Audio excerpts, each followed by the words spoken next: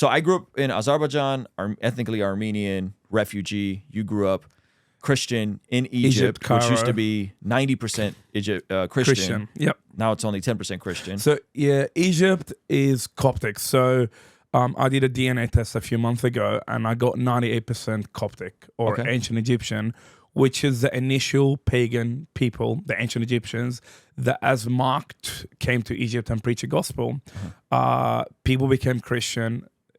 Mark ended up being a martyr. He got killed in Alexandria. He ended up being dragged across the city gates of Alexandria on a literally on a horse carriage, and he died.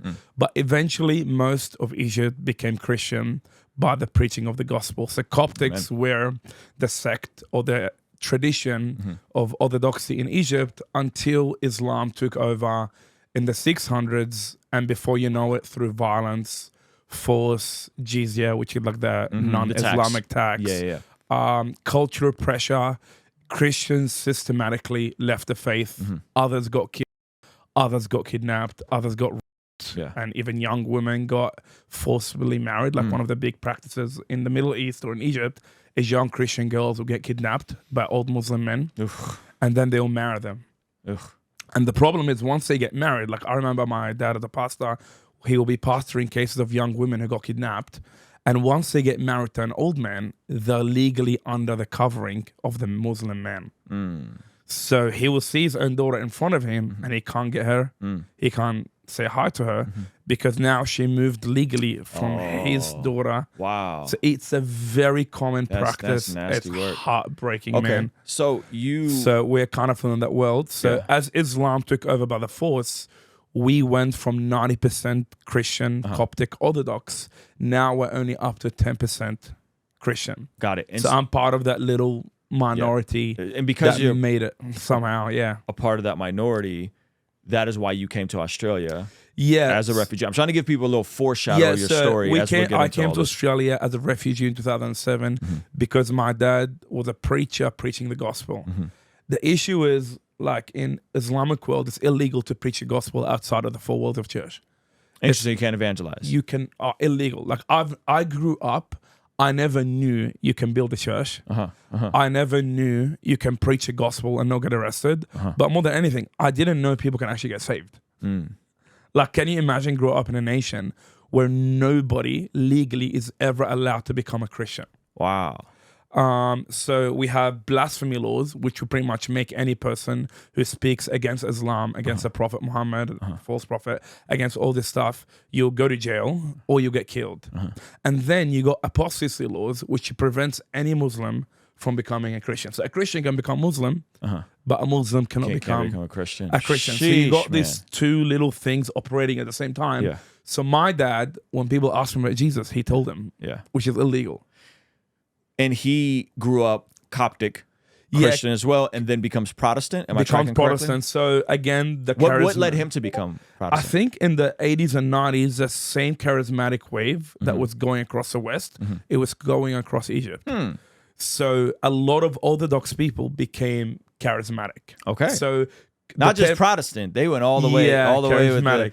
Very tiny movement. But the Holy Spirit was moving, man. So my dad, so 10% of Egyptians are Christian, 80% of them are Orthodox. You got the rest are Catholic, Baptist, a little bit of Protestant. And this is in the 80s your dad came to faith? Well, not came to faith. He was 89, a Christian. 89. He becomes a so Protestant, he grew up as a cultural Orthodox Coptic Christian, and eventually he was on a Bible study in a house, because again, you can't build a church in Egypt. Like one of the things, it's like, I remember, like right now, you can't build a church in Egypt. You can't go plant a church in Egypt. Well, has it changed? Well, it's technicality. Like, for example, in order for you to start a church, you need to be under a governmental religious system. In order to go there, you need to be under denomination. So pretty much there's only state-held religion. That's just to legally operate. So when my dad ran a church, he had to act like it was like a home group helping people. We literally, because my dad ran a church in our home, we literally had the police come and check, make sure we're not preaching. Whoa. Because you're not allowed. You remember this as a kid? The police I remember came this as a kid. Like my dad literally, with the police come and then we'll quickly hide the Bibles and act like we were just having dinner. Wow. So we grew up in that world. I know that the gospel can be persecuted. I know that freedom of religion, freedom of worship is the most precious commodity. Yeah. So I grew up in that environment, and on top of that, you couldn't build a physical building for a church. In order for you to build a church in Egypt, you had to get presidential permission. We used to get like 5 to 10 approved a year. So I grew up in a world you can't become a Christian, you can't preach a gospel, you can't build a church, you can't have a church. So to come to the West and watch people liberalize the gospel and being scared because, I don't want to offend people, I'm like, how sad. Like, you are living in a moment in time, particularly in the West, particularly in America, you have a constitution, like you have the First Amendment, freedom of speech, and you're scared of preaching the gospel, while people in the Middle East, like my parents, nearly died, lost their home, their family, their livelihood, their wealth, their income, and escaped to the other side of the world for just wanting to talk about Jesus. To come here, finding people liberalize the gospel, water down the gospel, try to, under the name of love, be cowards. It's very sad. Yeah, it's very, very sad. I want to get into that a bit, but before we get to there, because you end up going to work with Hillsong, and you're like a youth pastor leader with Hillsong. But I want to kind of go back a little bit to get more context. So, how does Egypt go from being School of Alexandria? Mark, who wrote the Gospel of Mark, crazy, amazing move of God, one of the ancient churches, and 90% Christian, and now is 10% Christian. When did that number switch, or around what time in history did that number switch? 600 in the 7th century, 600 something, Islam takes over. So up until Islam taking over, 312, Egypt nationally become the Christian nation. A Christian nation. As Constantine takes over, you had Armenia in 301, 307, Sure. Yep. and then Egypt followed. So the whole world became Christian. And then from there, you get this Christian amazing revolution, technology, science, libraries. You had the Library of Alexandria. You had the first ever school of systematic theology in the world. One of the interesting historical facts I came across is that the first missionary trip to go to England was from Egypt. Really? Yeah. So the Egyptians were sending missionaries to England. It's like watching. Life is a very funny paradox. That's amazing. Like, now Protestantism came to Egypt because of the English. The English, as the colonization happened, thank the Lord for it. Controversial enough. The English brought Christianity and the Reformation to Egypt. But what's interesting, it was Coptics that sent the gospel to. So UK. They returned the favor. The wheels on the bus go around and around. So everything is Christian in Egypt for the most part, and then Islam rises up, which kind of this ties into, I think, a lot of your worldview, not your worldview, a lot of the way you speak about Islam because of understanding this history in the region you grew up in. Yeah, well, you come to the West and you find this conspiracy theory, Islamophobia. It's like Islamophobia, like it is very logical for any Middle Eastern Christian to be fearful of Islam. Islamophobia is like a myth. It's like, Islamophobia is like an illogical fear of something. I'm like, people like you, have you heard about the Armenian genocide?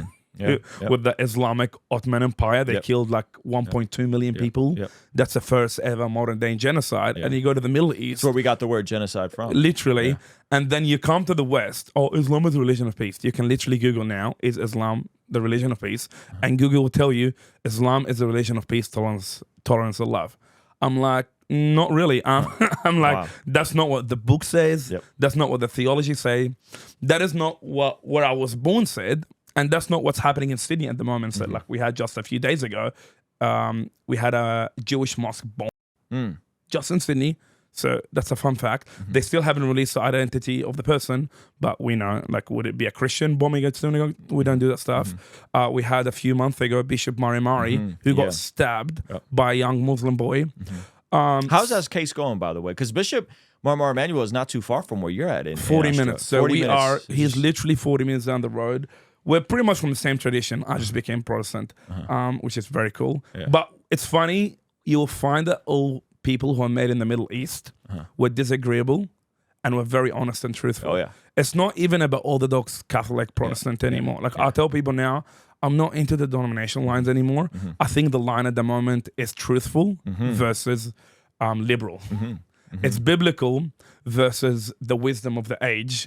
So I think this denominational line, there's as life is moving forward, we're really heading toward an era. Are you biblical or liberal? Hey, thank you so much for checking out the video. Please be sure to comment below and subscribe and all that good stuff. And check out this other video that YouTube seems to be recommending just for you. Let me know if they nailed it. All right, I'll see you over there. Peace.